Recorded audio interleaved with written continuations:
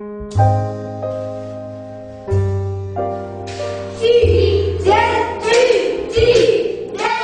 l'enquête citant 2014-2016, analysant la situation des enfants et des femmes en République démocratique du Congo, le contexte de l'éducation primaire a beaucoup évolué au cours de la dernière décennie.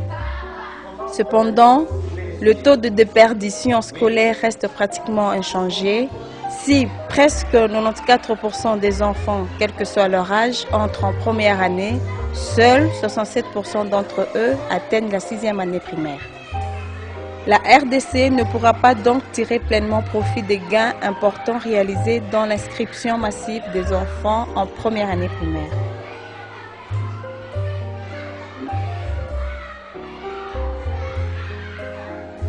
En confrontant les résultats de cette enquête aux réalités du terrain, nous sommes allés à la rencontre de différents acteurs pour obtenir des explications aux différentes questions qu'ont suscité les résultats de cette enquête.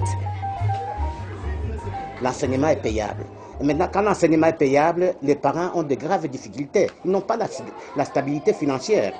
Bon, la plupart, quand vous parlez de 95%, vous trouverez par exemple ici à Lumbashi, la plupart des 95% sont des parents qui sont des locataires. Ils n'ont pas de maison.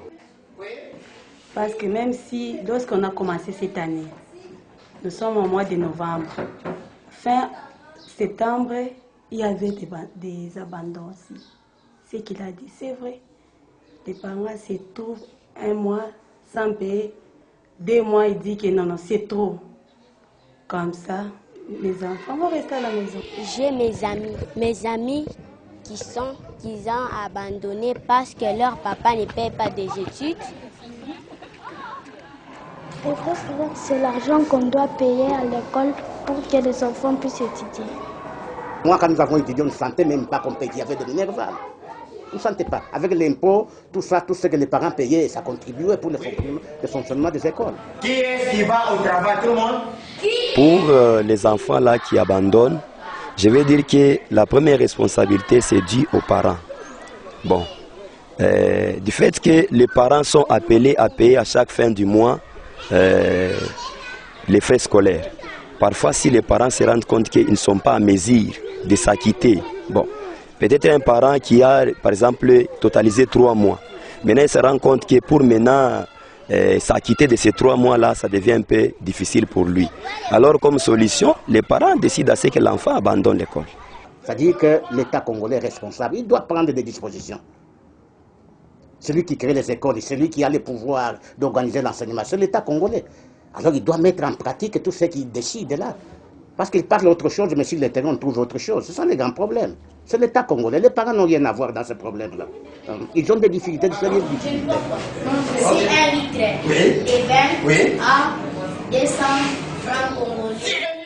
Le dédoublement de classe, pour la première des choses, si l'enfant, par exemple, a fait 2 semaines ou bien 3 mois, qui ne s'est pas présenté à l'école, même s'il revenait, il ne saura plus se rattraper au cours que ses amis ont suivi. Et automatiquement, l'enfant a régressé et il ne saura pas, n'est-ce pas, s'adapter avec les autres jusqu'à ce que même s'il y a des examens, il va échouer. Vous savez, si aujourd'hui nous pouvons prétendre avoir une éducation en République démocratique du Congo, c'est parce que les privés ont pris en fait la charge de l'enseignement. Et je n'ai jamais vu, même lorsqu'on parle de la télé, les ministres de l'éducation et tout le monde, ils n'encouragent pas l'entrepreneuriat au sein des écoles. Les parents pensent aussi que nous qui faisons ce que nous faisons, et nous ramassons, nous sommes là, nous sommes à la recherche du lucre, mon ami. Nous sommes avant tout des hommes d'affaires qui investissons dans l'éducation de nos enfants, tout en nous attendant au retour de nos investissements. Mais les parents pour qui nous faisons tout ça, ils ne nous accompagnent pas. S'il n'y a pas l'effectif convenable, on peut soit hausser les prix pour que les enseignants se retrouvent. Si par exemple vous voulez dire à Vous proposez à un enseignant de lui donner, par exemple, 50, 70 000. Pendant qu'il y a dans d'autres écoles, là, on donne 200, 150, 100. Donc l'enseignant va quitter. Alors vous allez faire l'échec dans l'école. Ce qui fait que le prix puisse parfois hausser. De nombreux efforts restent encore à réaliser pour améliorer les résultats négatifs décelés par l'enquête citant 2014-2016. Et c'est l'État qui doit prendre des décisions. Il n'y a que l'État seul. Les parents, je pense qu'il n'y a pas de problème. Il n'y a que l'État qui doit mettre en pratique toutes ces décisions-là, des lois qu'on vote à l'Assemblée, tout ça. On doit les mettre en pratique. Nous, on a étudié avec l'argent de l'État congolais. C'est l'État congolais qui a supporté nos bourses lorsque nous avons été à l'école. Pourquoi ne pas imaginer ça en donnant cet argent aux promoteurs d'école, par exemple? Plus d'implication de tous les acteurs concernés par l'éducation sera un gage pour un meilleur succès.